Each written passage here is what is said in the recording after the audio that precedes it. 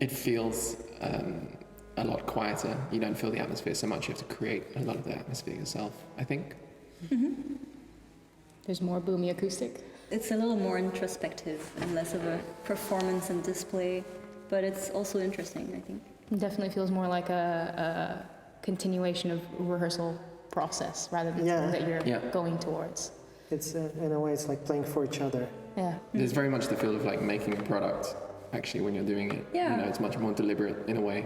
It's not like you start and then you play the concert and you feel what's going on. There are so many more decisions during. Yeah, they will affect the final product. Yeah. It will remain so. Never been so concerned during a concert about how everything looks. It's just like, okay, people are here to hear us, and it's nice to look presentable, but it's not like every hair has to be in place. That's true. Yeah. Hair becomes a worry. Hair becomes a worry, yeah. Well, I think especially with this program, it's with changes all the time. It's whoever is taking the lead is basically dictating the pace and what's happening, and then we sort of pass that to the next person. It's a pretty democratic process. I think we all get a say in what the final product's going to be, and if anyone really objects to anything, then they can speak up There's not really that you're stepping on people's toes. So in that sense, it's all working together towards a final product, but all with our own thing to show, which is really nice. And as we've got more comfortable with ourselves over these last couple of years as well, I think it's easier to express when we're not happy with something, you know. So when we get to these kind of recording moments, we know when we're all saying we're happy, we are. It's not.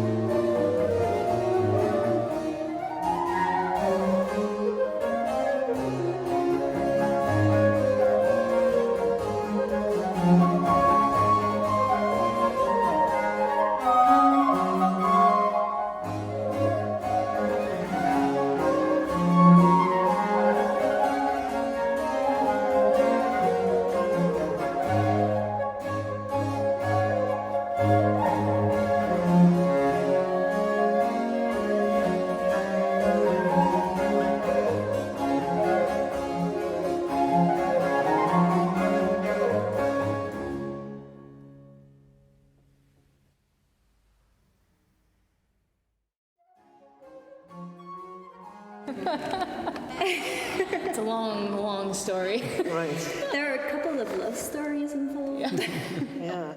We all arrived in Amsterdam at different moments. I was here first, and my teacher, Martin Rood, his wife, Viola de Hoog, is the Baroque cello teacher at the conservatory, and wanted to matchmake two Canadians with each other to play together. That's how she phrased it too. Yeah, She's like, oh, I think at the end of the lesson. Yeah. You know, there's this very nice Canadian flute player. Do you know her already? Aisha. Also, I think she told me that you were a long-time student of Martin. Yeah. Yeah. Together, so the three of us played some repertoire for like more romantic repertoire. Yeah, more romantic. I saw you guys play romantic repertoire in your exam. That was really nice. Weber. That's very romantic. Very romantic, yeah. Felt And like a real then, third wheel. I think we had a meeting to start an ensemble. Yeah. And I remember suggesting David, but I don't know if everybody remembers this story. But I thought I at some point was like, what about, you know, your boyfriend? Does he want to play with us? Because then we could play trio sonatas. And then Aisha said she'll ask him. That's how it went. And that's how Les Vieux Galons was formed. That's right. Until we changed names. Yeah, it was nice. I mean, we had a lot of fun times, particularly, and had a really great time in Germany, which is when we really started to play together a lot, travel, spend a lot of time together, and you know, grow as an ensemble musically and also personally, I think. Yeah. Traveling a lot and really building a bond. A style also, I would say, Also, some kind of an aesthetic.